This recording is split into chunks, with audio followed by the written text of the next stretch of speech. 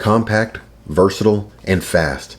This new Tamron 70-180 f2.8 designed specifically for Sony E mount cameras. I know for one, I'm happy the wait is finally over. The release of this lens gives Sony shooters something that was previously unavailable, an affordable telephoto zoom option. So the question is, should you buy this lens over any of the other options out there? The answer is yes. Now let's talk about why.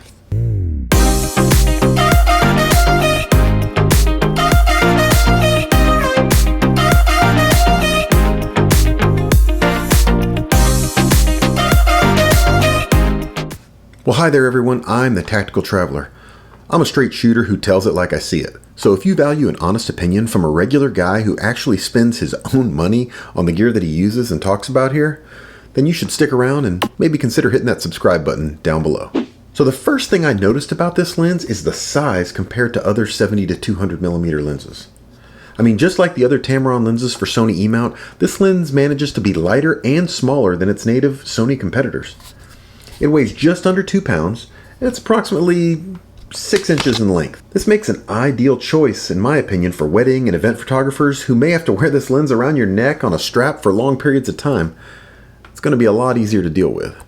This lens maintains Tamron's very utilitarian design found in its other E-mount offerings. The lens itself doesn't offer a lot of bells and whistles.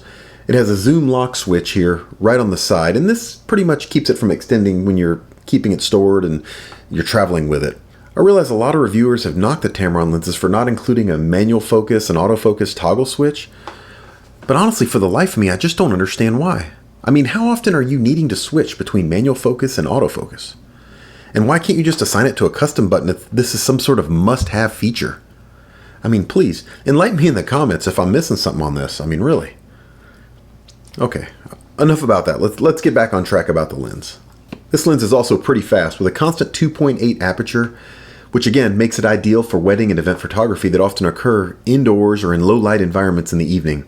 Also, that 2.8 allows for a nice shallow depth of field, giving you that very desirable blurry background and bokeh and nice subject separation when you're zooming in on people.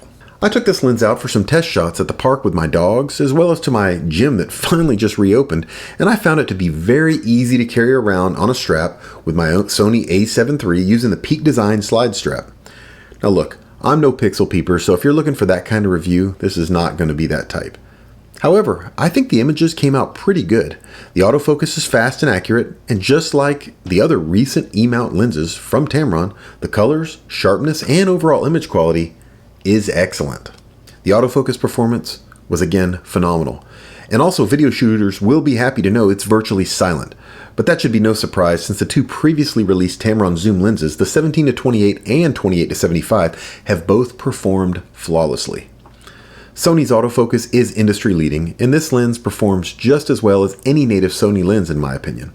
While also it's not a macro lens by any means, the minimum focusing distance is just under 3 feet, which allows you to get pretty close to your subject, further enhancing the highly desired blurry background and your subject separation.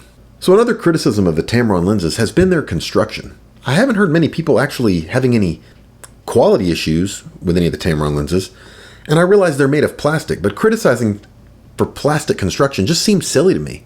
I mean, most modern vehicles are constructed of a composite plastic, and they seem to be capable of handling outdoor elements pretty well at high speed, so I don't get why a lens has to be constructed of metal to be considered high quality. The composite material construction of this lens feels good, and it's one of the things that keeps the lens so lightweight, so you're not going to get any complaints from me on this aspect. Tamron says this lens is moisture resistant, which means you're good to go if you run into some foul weather using this lens. Unfortunately, this lens does not have any built-in stabilization, so you'll have to rely on Sony's inbuilt in-body image stabilization, but also be mindful of your shutter speed when using this lens.